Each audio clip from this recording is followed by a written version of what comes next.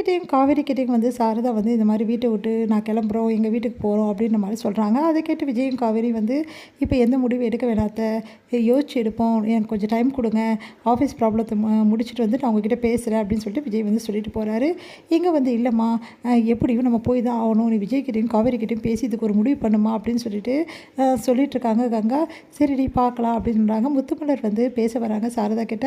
சாரதா வந்து முகம் கொடுத்து பேசுமாக்கா, ஒரு நிமிஷம் நில்லுங்கக்கா அப்படின்னோடனே, இங்கே பாரு உங்ககிட்ட எதுவும் பேசுறதுக்கு இல்லை, எப்போ உன் பையன் அப்படின்னோடனே, இங்கே பாருங்கக்கா நீங்கள் ரொம்ப தப்பாக நினைக்கிறீங்க, எனக்கா நினச்சிட்டு இருக்கீங்க, என்ன வேணாலும் வந்து என் பையனை பேசலாம்னு நினச்சிட்டு இருக்கீங்களா, வேணா நீங்கள் போய் நர்மதா கிட்ட கேட்டு பாருங்கள், உண்மையிலே என் பையன் தப்பு பண்ணியிருந்தான்னு சொன்னால் இந்த நிமிஷமே வந்து நான் இந்த வீட்டை விட்டு போயிடுறேன், அதே மாதிரி எல்லார் காலில் விழுந்து மன்னிப்பு கேட்குறேன்க்கா, ஆனால் தயவுசெய்து என் பையனை பற்றி அப்படி நினைக்காதீங்க, உண்மையிலே சொல்ல போனால் அவன் யாருக்கா, நர்மதாவோட அண்ணன்க்கா அவன் அப்படின்னோடனே, இங்கே பாரு நான் அண்ணன் உறவு முறையில் இங்கே சொல்லிட்டு இருக்காது, இங்கே பாருங்கக்கா நீங்கள் ஒத்துக்கினாலும் இந்த நர்மதாவுக்கு கிருஷ்ணா அண்ணா தான், அண்ணன் வந்து தங்கச்சிக்கிட்ட எப்போவுமே இப்படி நடந்துக்க மாட்டான், அது கூட தெரியாது, நம்ம குடும்பத்தை பற்றி நீங்கள் என்ன நினைக்கிறீங்க, ஆயிரம் தான் இருந்தாலும் அவரோட வாரிசுக்கு அவன் அப்படின்னு சொல்லிட்டு போகிறாங்க. அதை கேட்டுட்டு யோசிக்கிறாங்க. உடனே வந்து நர்மதா கிட்ட போய்ட்டு பேசுகிறாங்க. நம்ம சாரதா, நர்மதா ஒரு நிமிஷம் இங்கே வா அப்படின்னோடனே, என்னம்மா அப்படின்னோடனே, அன்னைக்கு என்ன நடந்தது முதல்ல சொல்லு அப்படின்னாங்க.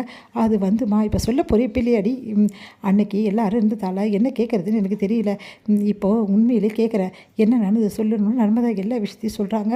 இந்த மாதிரி இதாம்மா நடந்தது, உண்மையிலே அந்த கிருஷ்ணா அண்ணன் மேலே எந்த தப்புமே இல்லை, சரிடி அப்போவே இதெல்லாம் சொல்லியிருக்க வேண்டியதானே, இல்லைம்மா எனக்கு ரொம்ப பயமாக இருந்ததுமா, எல்லோரும் என்னை அடிச்சிருக்கணும்னு வர பயமாக இருந்தது, சொல்லாமல் இருந்ததால் இவ்வளோ பெரிய பிரச்சனை ஆயிருக்கு பாரு, உன்னெல்லாம் என்ன பண்ணுறதுன்னு தெரியல, இவ்வளோ பெரிய பொண்ணாக வளர்ந்துருக்கல, எல்லோரும் எதிரும் சொல்ல வேண்டியதானே, எவ்வளோ பெரிய பிரச்சனை ஆகிடுச்சு, என்ன பண்ணுறதுன்னு தெரியல உன்னை அப்படி சொல்லிட்டு டென்ஷன் ஆகிறாங்க சாரதா. உடனே சாரதா வந்து அவங்க அத்தைக்கிட்டேயும் கங்கா கிட்டேயும் சொல்கிறாங்க, நான் தான் கொஞ்சம் வந்து அவசரப்பட்டுட்டேன்டி, உண்மையிலே அந்த பையனை போட்டு அடிச்சுட்டேன், அந்த பையன் மேலே தப்பு இல்லை போட்டுருக்குது, இப்போ தான் நர்மதா எல்லா விஷயத்தையும் சொன்னானோன்னு நீ என்னம்மா சொல்கிற, ஆமாடி எனக்கே ரொம்ப வருத்தமாக இருக்குது அப்படின்றாங்க. சரிம்மா அதுக்கு என்ன பண்ண முடியும், அந்த டைமில் அப்படி எல்லாருக்கும் தோணுச்சு, அப்போவே வந்து விஜய் தம்பி சொல்லிச்சு அவசரப்படாதீங்கன்னு சொல்லிட்டு, நான் தாண்டி கேட்கல, இப்போ பாரு எவ்வளோ பெரிய பிரச்சனை ஆகிடுச்சின்னு சொல்லிட்டு அப்படி சொல்லிட்டு யோசிக்கிறாங்க சாரதா.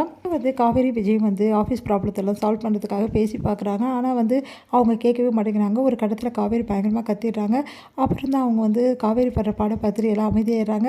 அடுத்து காவேரி விஜய் எல்லாக்கிட்டையும் மன்னிப்பு கேட்டு, நீ இந்த மாதிரி குறித்த நேரத்தில் வந்து உங்களுக்கு நாங்கள் வீடை வந்து கட்டி தந்துடுறோம், அப்படி இல்லைனா பணத்தை கொடுத்துட்றோம் அப்படின்னு சொல்லிட்டு அஷூரன்ஸ் கொடுக்குறாங்க. உடனே எல்லோரும் வந்து ஒத்துக்கிறாங்க. அடுத்து வந்து இந்த பிரச்சனையை வந்து முதல்ல சால்வ் பண்ணணும்னா சீக்கிரமாகவே வீடு கட்டி கொடுக்கணும், அதுக்கு தேவையான வேலையெல்லாம் உடனே ஆரம்பிக்கிறோம் அப்படின்னு சொல்லிட்டு விஜய் வந்து எல்லா விஷயத்தையும் வந்து கேட்குறாரு. அப்போ நிறைய வந்து ஆள் பற்றாக்குறை இருக்குது, அதே டைமில் வேலை சீக்கிரமாக நடக்கணும்னா நம்மளுக்கு கண்டிப்பாக இன்ஜினியர்ஸும் தேவை அப்படின்னு சொல்லிட்டு சொல்கிறாங்க. அதை கேட்டுட்டு உடனே வந்து யார் யார் இருக்காங்க அப்படின்னு சொல்லிட்டு ரெஸ்யூம்லாம் எடுத்து அவங்களெல்லாம் வர சொல்லி அப்பாயின்மெண்ட் பண்ணுங்கள் அப்படின்னு சொல்லிட்டு சொல்கிறாங்க. சார் இப்போ யாருமே இல்லை சார், 1-2 பேர் இருந்தாங்க, அவங்களும் இப்போ வந்து இல்லையா சார், வேறு இடத்துல ஜாயின் பண்ணிட்டாங்களான்னு விஜய் யோசிக்கிறாரு, இப்போ என்ன பண்ணுறது அப்படின்னு சொல்லிட்டு தெரியாமல். இங்கே வந்து என்ன பண்ணுறாங்க, விஜய் வந்து காவேரி கூப்பிட்டு வீட்டு வராரு. என்னடா ஆச்சு பிரச்சனைன்னு எல்லாமே பேசிட்டோம், எல்லாத்துக்கும் காரணம் காவேரி தான், காவேரி பேசலைன்னா இந்நேரம் இதெல்லாம் நடந்திருக்காதுன்னு சொல்லிட்டு விஜய் ரொம்ப பெருமையாக காவேரி பற்றி சொல்கிறாரு. அடுத்து வந்து ரூமுக்கு வர விஜயும் காவேரியும் வந்து விஜய்கிட்ட காவேரி வந்து, என்னங்க நீங்கள் என்னை பற்றி இப்படி சொல்லிட்டு இருக்கீங்க, நான் என்ன பண்ணேன், இதுக்கெல்லாம் காரணம் நீ தான் காவேரி, நீ இல்லை நான் இதெல்லாம் நடந்திருக்காது காவேரி, உண்மையை தான் நான் சொன்னேன், என் பொண்டாட்டி எப்போவுமே எனக்கு கிரேட்டு தான், நீ இல்லைனா என்றைக்குமே நான் இல்லை காவேரி அப்படின்னு சொல்லிட்டு அப்படியே ஹக் பண்ணிக்கிறாரு. உடனே வந்து காவேரி வந்து, என்னங்க நீங்கள் அப்படின்னு, ஆமாம் காவேரி நான் உண்மையாக தான் சொல்கிறேன் அப்படின்னு சொல்லிட்டு உச்சி முகம் தர்றாரு நம்ம விஜய், அப்படியே கிஸ் பண்ணிவிட்டு சந்தோஷப்படுறாங்க காவேரி.